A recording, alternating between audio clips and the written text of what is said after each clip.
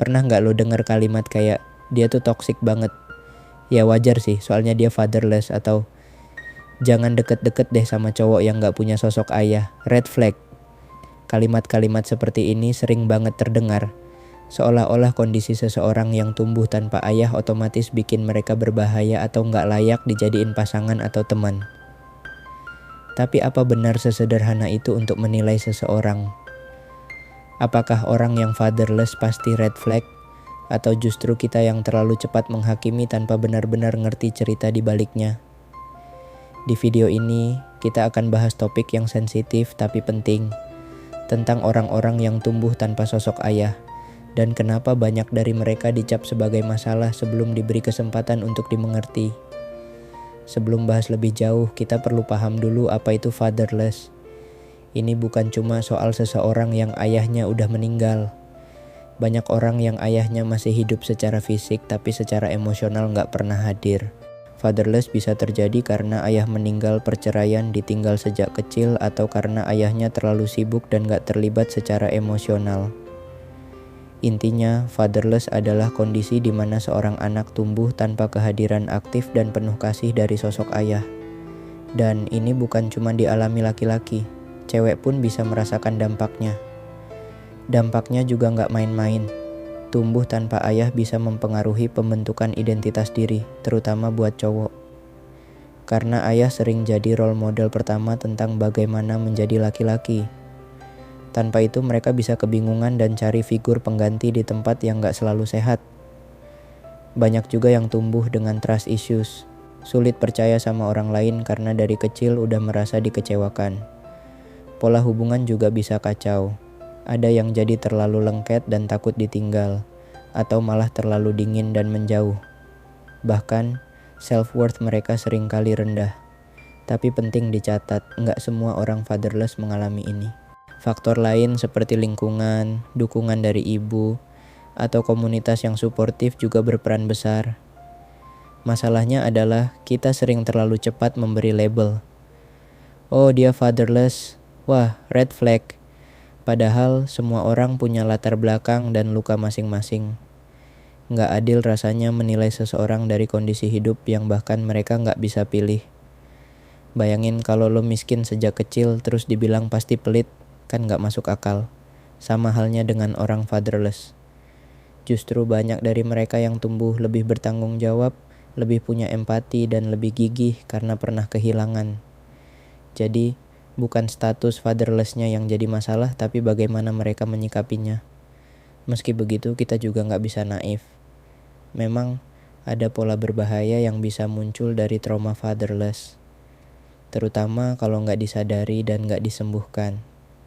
Ada cowok yang jadi hyper maskulin, pengen kelihatan super kuat demi nutupin kerentanan.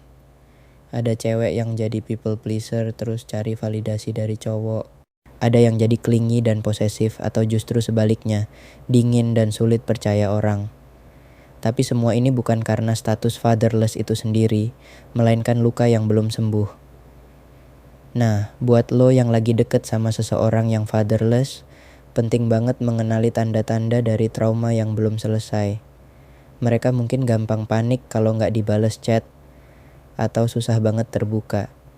Ada yang sensitif terhadap kritik, terutama dari lawan jenis. Ada juga yang selalu haus validasi, atau bahkan suka sabotase hubungan sendiri karena ngerasa nggak layak dicintai. Tapi semua ini bukan alasan buat langsung ninggalin mereka. Pertanyaannya bukan dia fatherless atau enggak, tapi dia sadar dan mau berubah enggak. Kabar baiknya, semua bisa sembuh, bisa bahagia, dan bisa punya hubungan sehat. Banyak orang fatherless yang tumbuh jadi pribadi dewasa secara emosional, jadi inspirasi, bahkan pemimpin.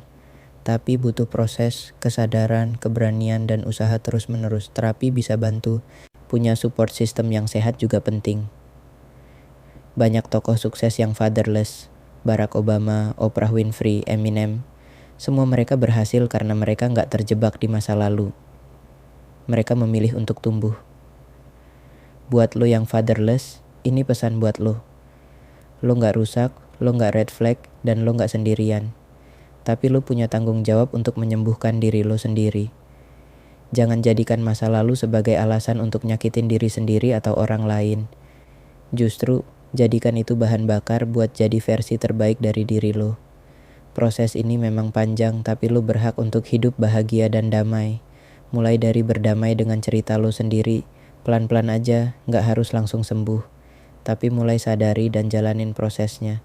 Dan buat lo yang deket sama orang fatherless, berhenti langsung ngejudge. Dengerin dulu ceritanya, lihat gimana dia ngejalanin hidup. Nilai dia dari proses dan pilihannya, bukan dari masa lalu yang dia gak bisa pilih. Kalau dia sedang berproses, dampingi. Tapi tetap jaga batas diri lo juga. Lo bukan penyelamat.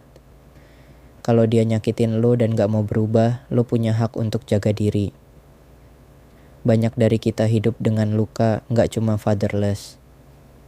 Bisa karena orang tua yang kasar, lingkungan yang gak sehat, atau pengalaman ditolak. Dan luka itu sering bikin kita marah. Sama orang tua, sama diri sendiri, sama hidup. Tapi memaafkan adalah satu-satunya cara untuk lepas dari beban itu. Maafin bukan karena mereka pantas, tapi karena lo pantas untuk hidup tenang. Dan yang paling penting, maafin diri lo sendiri karena selama ini lo cuma pengen dicintai. Fatherless bukan kutukan, bukan aib. Tapi bagian dari perjalanan hidup yang membentuk siapa lo hari ini. Lo punya kendali buat nentuin arah selanjutnya. Jangan biarkan masa lalu nentuin masa depan lo. Jadikan luka sebagai alasan untuk jadi lebih kuat, bukan untuk melukai. Dan buat lo yang deket sama orang fatherless, ingat, yang red flag itu bukan statusnya tapi keengganannya untuk berubah. Kalau dia sadar dan mau belajar, dia bisa jadi sosok yang luar biasa. Kalau lo punya pengalaman soal fatherless, entah lo yang ngalamin atau kenal orang lain, tulis cerita lo di kolom komentar. Cerita lo bisa jadi kekuatan buat orang lain yang lagi berjuang. Jangan lupa like, subscribe, dan share video ini ke orang yang perlu dengerin. Sampai ketemu di video berikutnya.